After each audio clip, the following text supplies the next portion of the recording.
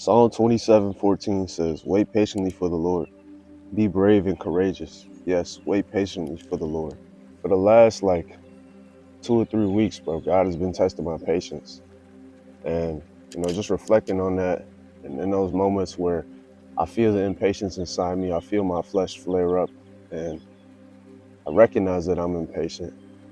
I'm trying to learn from it. And for me, I'm definitely the type of person where I'm obsessed with self-improvement. And I'm constantly thinking or checking my heart posture of okay, why do I feel this way? What's making me do this? Why am I reacting like this? Should I have reacted like that? That's just how I think a lot.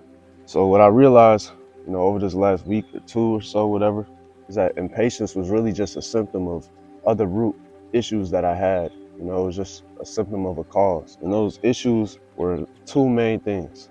For one, I felt like God owed me something. Like the God who created the universe somehow owed me something because of the things that I did, because of the diligence that I had to him, because I kept praying and I kept reading my Bible and I was, listening to worship music. I felt like God owed me something, like I was due a blessing. And what I had to realize was that nothing I do gets me to God. It's all about him coming to me, right? And because of what he gives me, I can have salvation. Because of his grace and mercy, I can have a relationship with him and he calls me righteous, not out of the things I do. But what does it require from me? Faith. And so that puts me to my second point. What I realize is I lacked faith in God's timing. Like sometimes it's easier to say yeah, okay, I trust God in this situation. But for me, I wish I could just control everything. And I know I can't. But I guess that's kind of just that man in me that's just hardwired. Is okay, I want things to go according to plan. I want everything to go the way I want it to go and it to line up on the timeline in my mind instead of God's.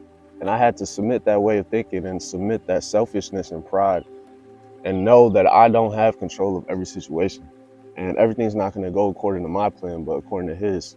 Isaiah 55:9 says, "For just as the heavens are higher than the earth, so my ways are higher than your ways, and my thoughts are higher than your thoughts." So it's I can't even understand or fathom the things that God is doing, but I can trust him and I can put my faith in him. This is what I came to understand and came to find that this is what I can do in those moments when God is testing my patience or your patience. You need a way to calm yourself down and understand okay, God got me. Why am I even tripping in the first place? So one thing I would say is to praise God and to thank him, right? And to pray to him in every season, no matter what you're going through. God is still worthy of praise. He still has given you something. He still has given you life if you're breathing. He still has given you home, food, clothes on your back. It's endless the amount of things that you have been given that are out of your control. The ways that you have been blessed that sometimes you don't even realize. And sometimes you just got to step back and be like, hey, look at what God is doing in my life for real. So Philippians 4:6 says, "Don't worry about anything. Instead, pray about everything. Tell God what you need and thank him for all he has done."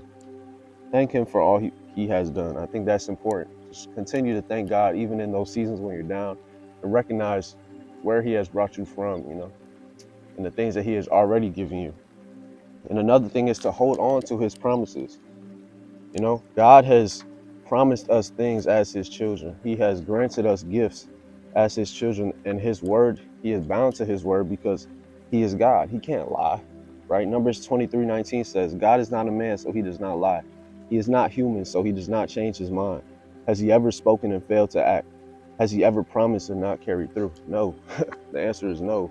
So whatever he says either did happen, is happening, or will happen. So you have to trust and hold on to that. I just want to leave you with this. God tests and blesses those that he loves. So if you're going through a season of testing or blessing, God's still loving you. There's love and discipline. A coach or a parent disciplines you, it's because they want to see you grow. They want to see you be the best version of yourself. And if God's not doing that to you, then does he really love you? Nah. He's got to put you through the fire so that you can see the other side of it and you can show that you really do have faith in him. So that's my encouragement. Thanks for watching. Peace. Y'all have a good rest of y'all day.